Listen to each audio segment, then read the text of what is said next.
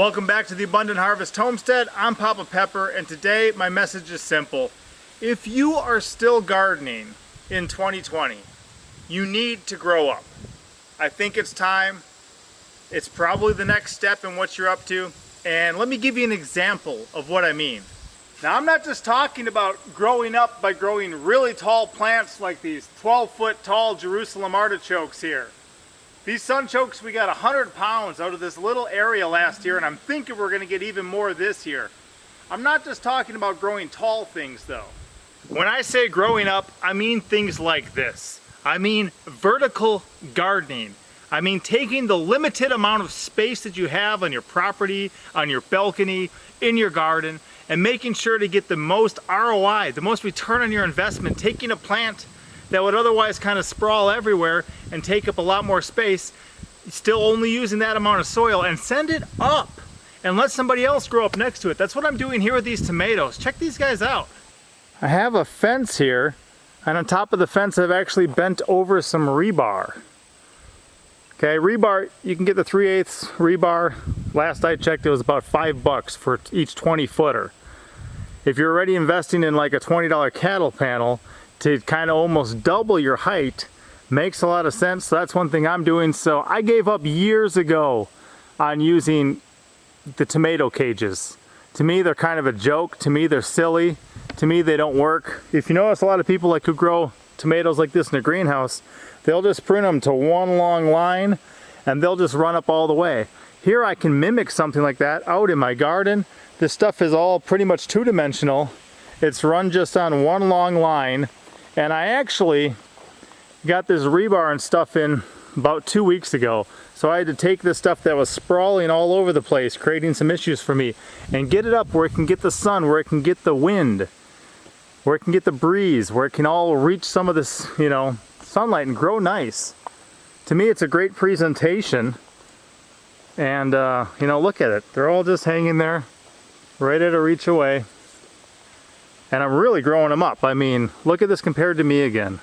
As far as tomatoes in the garden, a lot of people don't have plants necessarily that run this high up over them. Now I can still reach about all I need, or it gives me a good opportunity with some of my children to lift a little one and have them pick the high ones I can't reach. We love having the kids out here helping in the garden.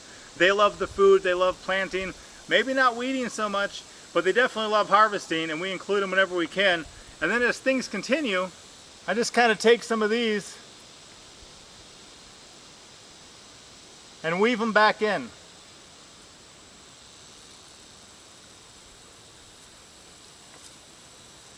Can prune them up, take off some of the old dying stuff, train them up how I want to go. But to me, this is a much better way of growing tomatoes than any cage ever was. As far as I'm concerned, tomato cages are a rather primitive technology. They don't really work for a lot of gardeners, and the problem is when you're paying $5 usually for just one of those dinky little cages, you can get so much more use out of a cattle panel that's going to cost you 4 or 5 times as much, but it's going to last a lot longer and you're going to be able to grow a lot more food on it. So we really just switched our game some years ago. One of the easiest ways to use a cattle panel is what you see here. I've got some noodle beans coming in as well. But this is one place we're growing some of our green beans. And all we did is we tucked each end of this cattle panel down at the ground level. We built up some rocks on each side and then just planted. I planted this side this year. This had some other stuff on it. It's gone. And we'll be having some more come up soon.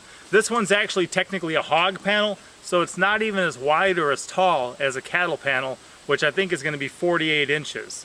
So that would even be a wider tunnel. I've seen these used in a number of ways, very common for a lot of gardeners, and to me it adds so much more, especially when you've got limited spacing, because I'll show you here. Not only do you just plant one little row of things and it covers this whole thing, but actually this is a raised bed over here and this is a raised bed over here. So where I am right now and where this stuff is growing is directly over the walkway. Normally, you don't plant the walkways in your garden, whether you have your plants in rows or whether you have spaces in between your raised beds.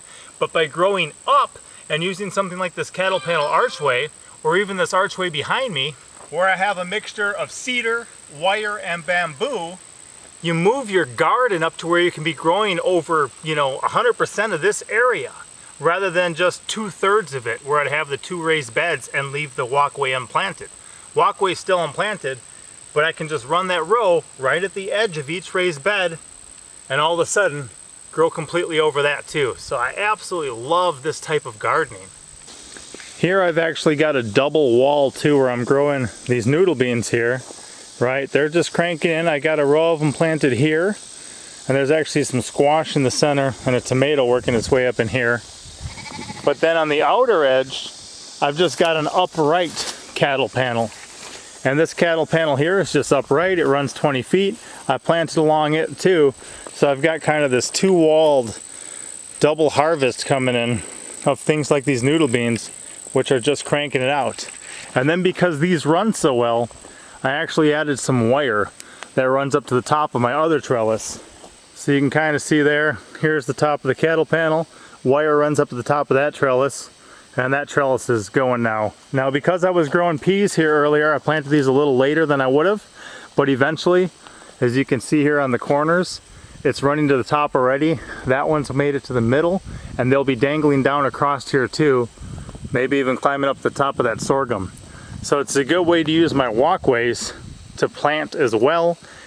It's an excellent presentation for a plant like these. I've seen people, who didn't really know what these were before, planting them just on the ground, and the first thing I did is told them, please get yourself a trellis, get them something to vine up, and then if you notice too, they really like vertical things to climb up. So this one here, where I have a bunch of horizontals, not as good. I've got to spend more time training them, but either way, I'm using these as another example of a great thing to grow up and use in your garden. I gotta harvest these again. It's every day pretty much with those. Now as far as metal in the garden goes, I know a lot of gardeners who have T-posts and a lot of gardeners who have cattle panels. A lot of times too, even when they have a cattle panel archway, they'll use 4 T-posts to secure each of those ends. I don't generally here, and I haven't had any issues. But depending on what the wind's like in your area or where you're growing, it may make sense for you. But I bet I got a lot more rebar and a lot more wire in my garden than you're gonna find almost anywhere else as far as gardens. I'm doing things on a different level. This is what makes sense to me and what works for me. And as growing your own food and being a good steward of the limited amount of this earth you have a stewardship of becomes infinitely more important. That's why I want to get this out there and just kind of show you guys what's working for me, what I got going on, some stuff that I've recently incorporated in my garden, and hopefully inspire some of you guys to think outside that box too, and see if something like this will work for you. To me, it increases my yields incredibly and gives me a lot more grow room than I would normally have just with the surface area. So this one here is really interesting. It started off as just 2 tiny little sprouts of some thornless blackberries I got from Chris over at Shalom Acres. I had them growing up on here, and it's really going to be part of a propagation center too. As it just kind of keeps coming up, I'll be able to pull them out, put them in different areas, run some bigger rows of them. But if you notice, these things will grow and grow and grow. So again, on top of this little panel, I have some rebar, and then I have wire on top of that. And it's going to be this wall this year. It's going to put up a lot of stuff that then next year I'll be able to pick berries off of all of this. And it's actually heading over that archway over there. It'll meet up with the tomatoes eventually. And just another thing that a lot of people, don't exactly always grow something like a thornless blackberry up that high. But to me, it makes a lot of sense. And it's one way to kind of keep it 2-dimensional too, where it's not so sprawled out. I know they don't hurt as much to harvest as a thornful, a thorny blackberry, but it just keeps it a little easier, a little simpler for me. So this is another good example. This is just a little bit of some 4x4 wire, like a sheep and goat fencing, that I ran between a couple of T-posts. We planted Malabar spinach on it 2 years ago, and we haven't had to plant it since. In the first year, we had about 12 or 14 plants that covered it up to the level you see my hands at, and it became this thick wall that gave us unlimited greens all summer long. We could not keep up with harvesting them.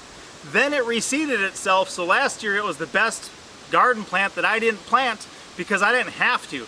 And it came back in numbers. It filled in this area once again, and then this year I decided to add this rebar on top, run some wire, and make it about 50% bigger. So again, you can see I'm going to go up about as high as I can reach. I don't want it to be too extreme, but I want to be able to give it the best opportunity to put forth a whole bunch of these leaves. We like them raw.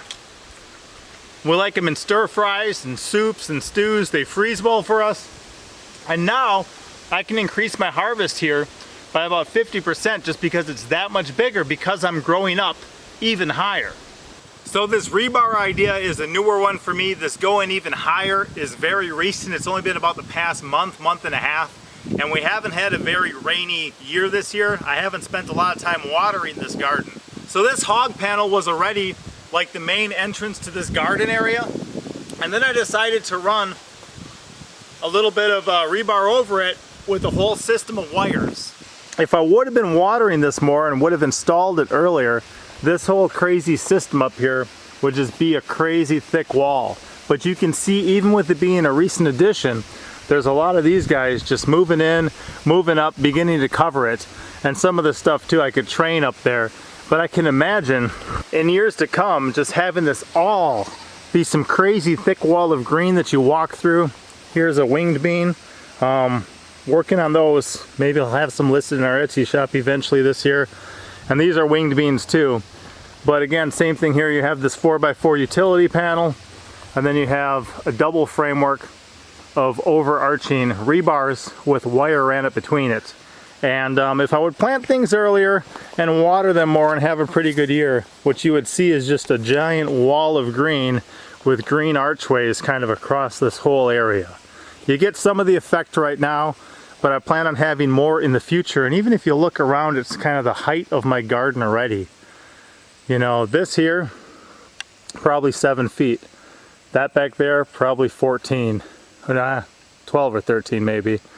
That's probably an 11-foot sorghum hanging out over there. Those tomatoes are really high. You can see them, the red sticking out like that right now. But I want to just kind of keep working through this and incorporating it and making sure that it's tough enough too, that when you have something completely heavy laden with leafy greens and a lot of stuff that catches wind, that it doesn't blow over in some sort of high wind storm. Right here is another good example. This is our Korean goji berries. A lot of people are familiar with the Chinese goji berries. We have some of those growing as well. But I just had them on this 4x4 wire for about the past 2 years.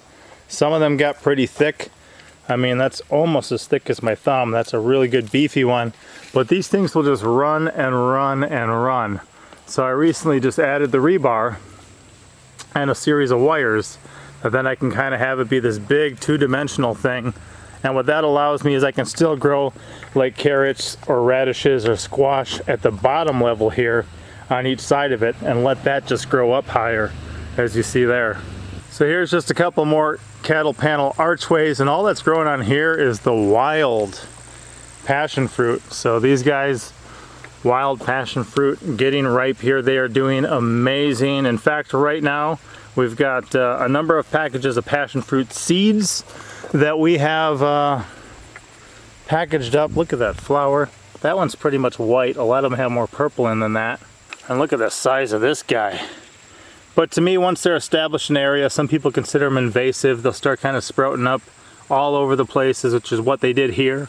The other day, all of this was just laying on the ground. This cattle panel was not here like a week ago. I actually came down here with my oldest son monster truck. We put it in, and then we trained all these vines up, which is why you see some of them are kind of broken, but the rest of them are doing really good.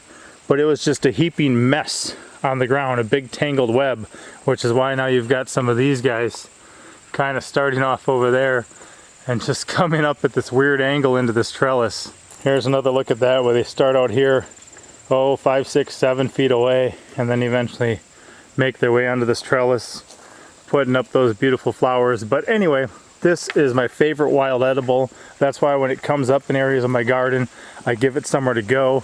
You pretty much wait for them to get kind of heavy. This guy's a little wrinkly, and then when they drop, they are perfect. But we've got a number of packages of seeds for them. They can be kind of hard to germinate, so each package has over 40 seeds for these guys in them, and we're giving those away as a free bonus with any order on our Etsy shop right now. So if you guys haven't placed any orders, feel free. Shipping is included, so if you buy something now and then something later, it doesn't matter. You're not losing anything. You're not paying extra for shipping or anything like that. But while supplies last, we will be giving away passion fruit seeds with those any order on our Etsy shop. And I think I've got maybe 20 packages like that or less. So first come, first serve. But flowers they'll use as a sleep aid. The leaves, you can make a tea out of that, and they will be used to help with Parkinson's and stuff. And then this is the tastiest wild edible I know. When you take a bite of that, wow. Or even a scent of it. You crack it open, a ripe one. It's one of the most beautiful things. It's like if heaven was a scent. It's the most aromatic, flavorful, amazing thing. And then just one last one here for you guys. Well, second to last. Here's an example of growing up again. We've just got this big cedar trellis. It comes across. You can see we've got, this is actually a volunteer noodle bean. We didn't plant it, but there's noodle beans hanging around here. And then we've also got a lot of these snake gourds, the Kikinda competition strain edible gourds. We originally sourced them from Baker Creek Heirloom Seed Company. We've been saving our own seeds ever since. And just got our remaining supply listed in our Etsy shop. Some of them grow kind of crazy and crooked. Other ones grow more straight. But my family can get a whole meal out of these. It's a great way to kind of present them in your garden. It's a great way to have them grow. You know, this stuff, it looks cool. It looks nice, dangling. And if these massive ones here weren't on the edge, seeing, you know, a 6-footer dangling down the middle of that thing is pretty impressive too. And one crazy thing we're gonna be doing soon here is we're gonna start doing some welding up in our garden. Yes, welding. Because I'm gonna take these muscadine grapes I've got here, and they're just growing in two sections. The middle one doesn't have any. It died out. But see how I've got that bent up there? I wanna put one on each end of this and build a whole upper canopy where it's just kind of a giant shady walk-through area. And I've still gotta put back together that beast of a trellis there. That's for my cold hardy kiwis. So you can see we're getting a lot of height out of this garden. We really are growing up. It's one of the things that I think is key to really maximizing your garden potential, is to be using this space too. You know, not just this space, but this space up here too. So hopefully that helps some of you guys. Hopefully it gives you some good food for thought. And you know, if you got any other ideas about this type of stuff, let me know. A lot of this I'm just kind of coming up with as I go. It makes sense to me, so I put it into practice, see what it looks like, and a lot of it has really blessed us so far and done really well, which is why I'm excited to share with people like you. So if you like this video, make sure to give it a thumbs up. If you didn't, give it a thumbs down. If you're still here, we appreciate it, and we'll see you next time. I'll have a link for our Etsy store in the pinned comment and also in the description. And after you shoot the video showing off all the stuff hanging there, what's the next step? You harvest. That's some of the harvest for today. That's all I'm gonna bring in. This Malabar, you can't even tell I picked any of it. Look at those leaves. These bowls are big. Serranos and jalapenos, dragon tongue beans, green beans, mini bell peppers, dill, bell peppers, snake gourds, tomatoes, toothache plant flowers, purslane, and noodle beans. And you can't even tell I harvested like the Malabar. What do you think, buddy? Good harvest? Yeah. What do you want to eat first? I want to eat this first. You want to eat purslane first? Yeah. You may. You eating healthy? Yeah. Do you see there's green noodle beans too in there? Just a couple. Look at the size of that, huh? Reminds me of the yard-long licorice ropes we used to get as a kid. But these are way more healthy, right? Yeah. Pop out.